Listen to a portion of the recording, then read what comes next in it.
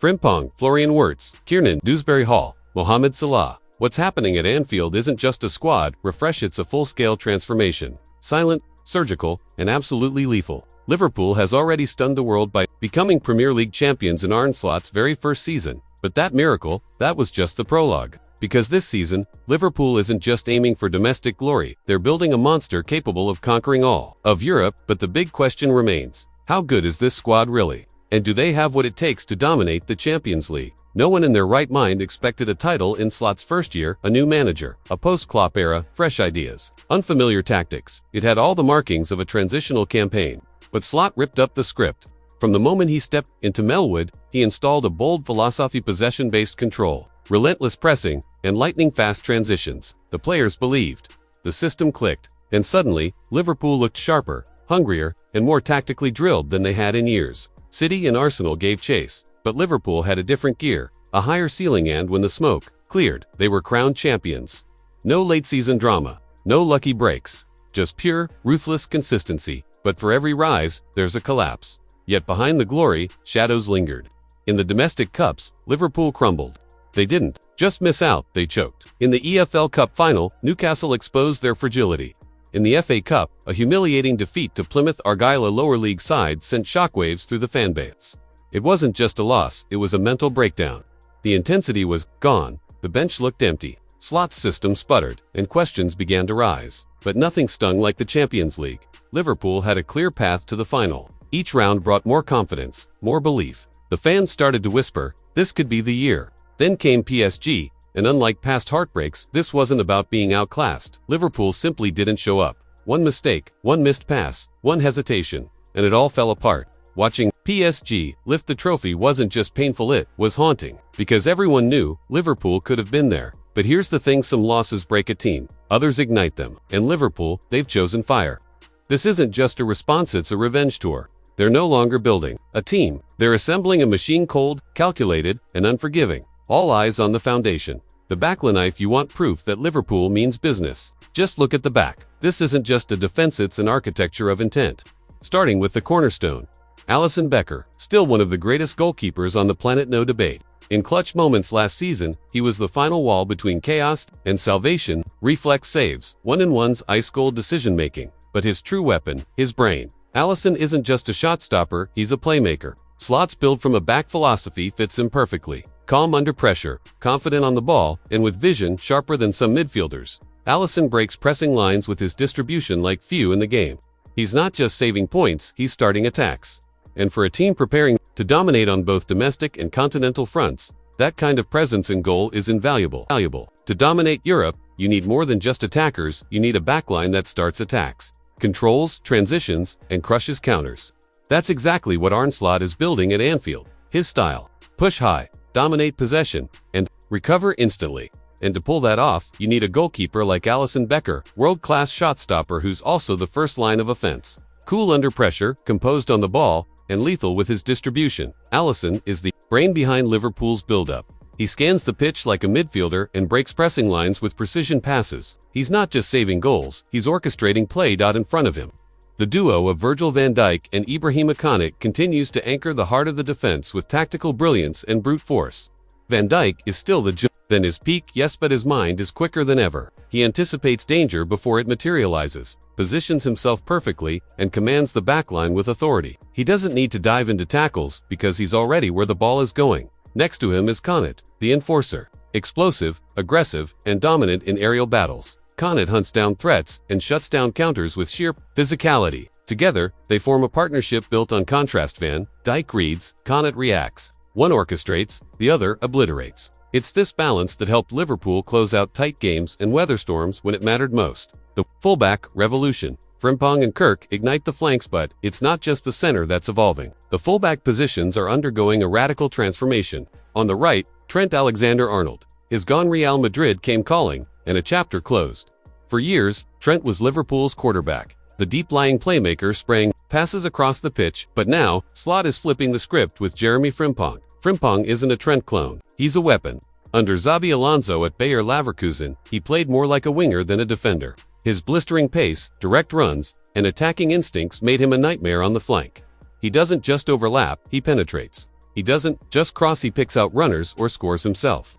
Last season, Frimpong delivered double digits in both goals and assists across all competitions. From a fullback and in slot system, he'll be unleashed, given the green light to push high, stretch defenses, and overload the right side like a modern-day wingback turned forward. On the left, it's all about evolution. Andy Robertson has been a loyal servant, tenacious, tireless, and always consistent. But Slot wants more dynamism. Enter Milos Kerkez, Bournemouth breakout star, who plays with the maturity of a seasoned veteran. Strong in the tackle, lightning in transition, and sharp in the final third, Kerkez is tailor-made for Slot's blueprint. He's not just a defender, he's a fluid hybrid who inverts into midfield, supports build-up play, and presses high when possession is lost. If Liverpool secure him, they're not just reinforcing the squad, they're transforming the left flank into a multi-dimensional launchpad. This is no longer a defense. It's a weaponized machine. Put it all together, and what you have isn't just a backline, it's a launch system. Alisson commanding the back, Van Dijk reading the game, Konaté crushing counters, Frimpong terrorizing the right, Kerkez unlocking the left. This back five isn't built to sit deep, it's designed to attack, press high, and pin opponents in their own half. It recovers fast, creates width, and opens the game up for the midfield to take control. Arne Slot isn't tweaking Liverpool's DNA, he's rewriting it. With the defense now re-engineered into an engine of domination, all eyes turn to the midfield, the nerve center of this new empire. The transformation at Anfield isn't stopping with the backline, far from it. Now, the heart of the pitch is undergoing a metamorphosis of its own. Liverpool's midfield is no longer built on sheer energy and relentless pressing. Under Arne Slot, it's being redefined by balance, intelligence, and control. And quietly, piece by piece, it's becoming one of the most complete and tactically versatile midfields in Europe. It starts with Alexis Mac Allister, the quiet conductor of Liverpool's new rhythm. His influence last season was immediate and undeniable. Calm under pressure, composed in possession, and blessed with a footballing brain years ahead of his age. Mac Allister brought a level of control the club hadn't seen since prime time. He didn't just pass the ball, he progressed it. He broke lines, dictated tempo, and served as the calming pulse when chaos loomed. Whether facing a deep block or a high press, Mac Allister always found space, always found the next move. He became Slot's trusted reference point in the center of the metronome that kept Liverpool's structure ticking, especially in high-stakes matches. For a system built on control, his presence wasn't a luxury, it was foundational. The rise of Ryan Gravenberch and the unlocking of Szoboszlai. There's Ryan Gravenberch, a story of transformation in real time. Under Klopp, he was raw, full of promise but uncertain of his role. Under Slot, he found clarity. Shifted into the no-6 role. The decision raised eyebrows at first, but it quickly became one of the masterstrokes of the season. Gravenberch simplified his game, and that's when the magic began. He started reading transitions with precision, shielding the backline, recycling possession smartly, and pressing with calculated intensity. He wasn't overplaying anymore, he was controlling. And all without losing his unique strength, ball carrying. Those long, elegant strides driving through midfield didn't disappear, they just became more intentional. Gravenberch matured into a pivot who offered both protection and progression, and by season's end, many believed he had earned that no-6 shirt permanently. And then there's Dominik Szoboszlai unleashed, shifted into a more advanced no-10 role. Szoboszlai finally looked free. Slot gave him the green light to express, to shoot, to roam, and it paid off. 13 goal contributions in the league, 6 goals, 7 assists, and countless moments of brilliance. But his real value wasn't in the numbers, it was in his presence. When games turned stale, Szoboszlai sparked them to life. With clever movement, late runs, and fearless ambition, he became the pulse of Liverpool's final third. His energy, relentless. His creativity, unpredictable. He didn't wait for things to happen, he made them happen. Then comes the bombshell. Florian Wirtz. Just when you think this midfield is complete, Mac Allister, controlling, Gravenberch anchoring, Szoboszlai creating, Liverpool go again. Because now they're chasing Florian Wirtz, and this isn't just another transferetza statement of intent. Wirtz isn't just talented, he's generational. At Bayer Leverkusen, he was the heartbeat of their title-winning miracle under Xabi Alonso. Technical, visionary, and fearless in the final third. Wirtz reads the game like a veteran and executes with the flair of a street footballer. His addition wouldn't just add depth, it would elevate Liverpool's midfield into something we haven't seen in years. A unit that can control the game, create chaos, and punish mistakes in every phase. With Slot pulling the strings and these midfield maestros stepping into their prime, Liverpool aren't just rebuilding, they're reinventing dominance. And this time, it's personal. In Europe, right now, there are few midfielders as complete and as consistent as Florian Wirtz. Over the past 2 seasons, even when Bayer Leverkusen weren't hitting their peak, Wirtz was delivering world-class numbers. 16 goals and 15 assists, 31 direct goal involvements from midfield. Let that sink in. That kind of output isn't just impressive, it's elite. But what makes Wirtz special isn't just the stats, it's how he plays. He's not flashy for the sake of it. He's deliberate. Every touch, every pass, every movement calculated. He finds space where there is none, drifts into dangerous zones, and forces defenders into mistakes. When the ball reaches him, there's a sense of calm inevitability, because the decision he makes is almost always the right one. That is what Liverpool missed in tight matches. The Champions League knockout stages, deadlocked Premier League games, moments where one pass, one touch, one finish makes the difference. Wirtz is that player. A footballing locksmith. He thrives in slots 4-2-3-1, whether as the central no.10 or drifting inward from the left. He offers control, incision, and above-all consistency. Wirtz doesn't disappear for stretches, he influences every game. His signing would be more than a boost. It would be a signal. A statement that Liverpool aren't just rebuilding, they're preparing to dominate. Slot knows it. The board knows it. And soon, the rest of Europe will too. Enter the finishers. Cody Gakpo, and the new-look front line with a midfield this intelligent, balanced, and creative. The forwards finally have the platform to thrive. And that brings us to the final act of this rebuild, the attack. Because no matter how tactically perfect your system is, goals win matches. And Liverpool's front line is being shaped to deliver exactly that. It begins on the left with Cody Gakpo. This past season, he didn't just improve, he settled. Under Slot's structured attack, Gakpo finally looked at home. He wasn't drifting aimlessly or playing off instinct alone. His movements became purposeful, his link-up sharper, and most importantly, he became decisive.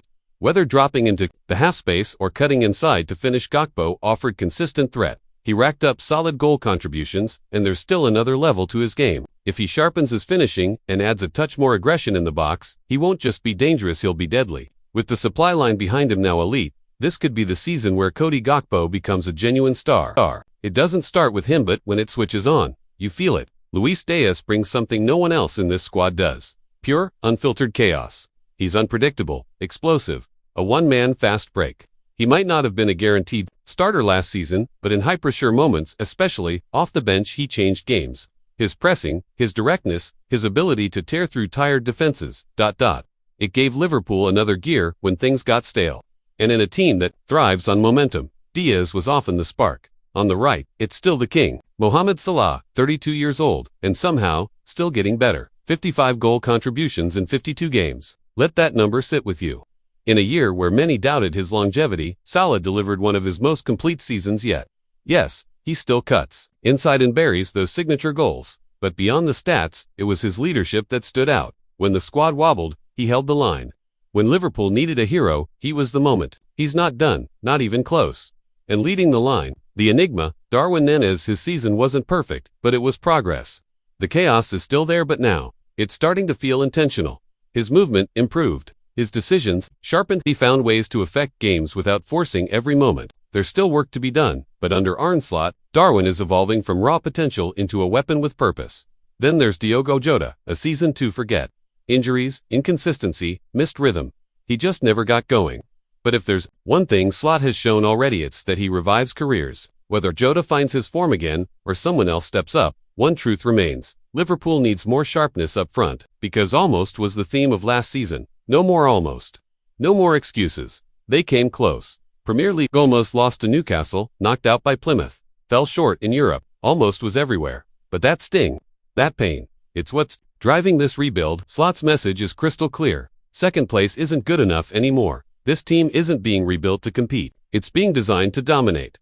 With Alisson commanding from the back, a reinvented backline ready to fly forward, a midfield that's among the smartest in Europe, and a forward line full of experience, explosiveness, and elite firepower, are building a squad that could win it all. So here's the question every fan is asking. Can Liverpool win the treble next season? Let us know in the comments, and if you haven't already, go check out our deep dive on Real Madrid's insane 2026 squad.